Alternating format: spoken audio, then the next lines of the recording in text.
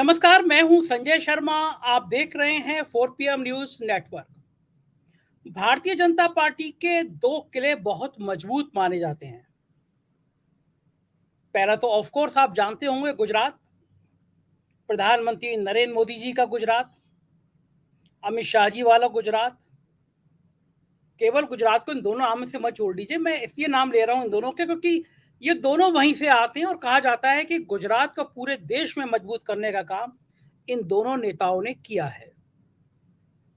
तो जाहिर है कि गुजरात भारतीय जनता पार्टी का बहुत मजबूत गढ़ है। भारतीय जनता पार्टी को लगता था कि जब चुनाव होंगे तो एक तरफा स्वीप होगा। पिछली बार भी सारी सीटें जीती थी, इस बार भी सारी सीटें जीतने की पूरा भरोसा था।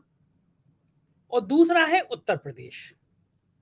उत्तर प्रदेश से उन्हें उम्मीद थी कि पिछली बार जितनी सीटें थी उसमें से और 10 बढ़ जाएंगी। हालांकि वो तो सभी सीट जीतने का दावा करते हैं, लेकिन ऐसा दावा तो हर कोई करता है उत्तर प्रदेश में। अखिलेश भी करते हैं, मायावती भी करते हैं, हर आदमी कहता है कि हम सब सीटें जीत जाएंगे।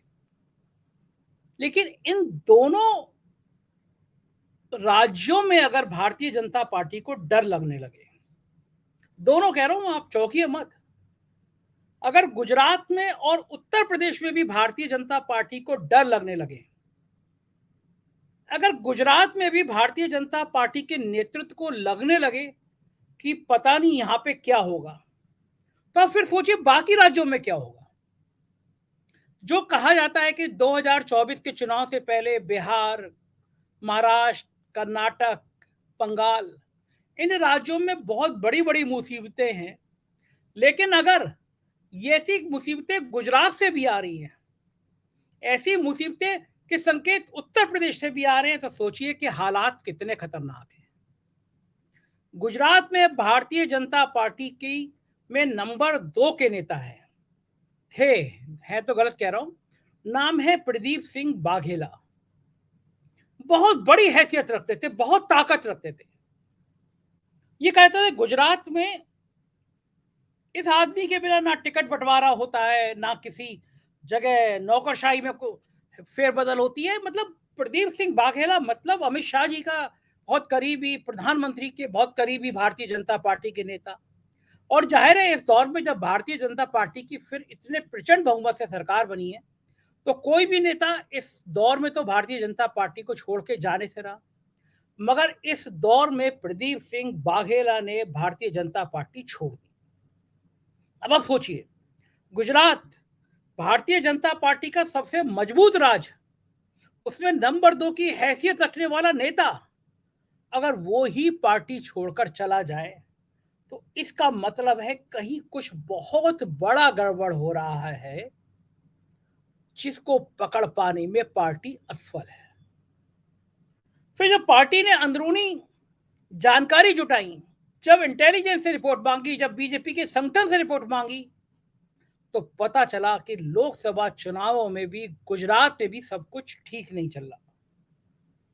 गुजरात में भी कांग्रेस कुछ सीटें जीत सकती है, और इस खबर ने दिल्ली में खलबली मचा दी, पसीने छुड़ा दिए साहेब के, छोटे साहेब की, कि गुजरात में भी कांग्रेस जीत सकती है। फिर कौन सा राज्य ऐसा बचा जहां पे फिर कांग्रेस का परचम नहीं लहरा जाएगा? इसका मतलब क्या, पार्टी 200 से नीचे आ जाएगी? इस सूचना ने दिल्ली दरबार में बेचैनी बढ़ा दी, पसीने छुड़ा दिए। और फिर आनंद फानंद में प्रधानमंत्री 2 दिन के दौरे पर गुजरात पहुंचे। नरेंद्र मोदी जी गुजरात पहुंचे, राजभवन में गए और एक बहुत खास शख्स से मुलाकात करी। बाकी सबसे मना कर दिया, वो अपनी स्ट्रेटेजी बनाने गए थे। हैरान थे, परेशान थे, बेचैन थे कि गुजरात में आकर प्रदीप सिंह बाघेला जैसा शख्स पार्टी कैसे छोड़ सकता है। परेशान थे कि ये चर्चा भी होना देश में खतरनाक है कि गुजरात में भारतीय जनता पार्टी को कोई परेशानी है।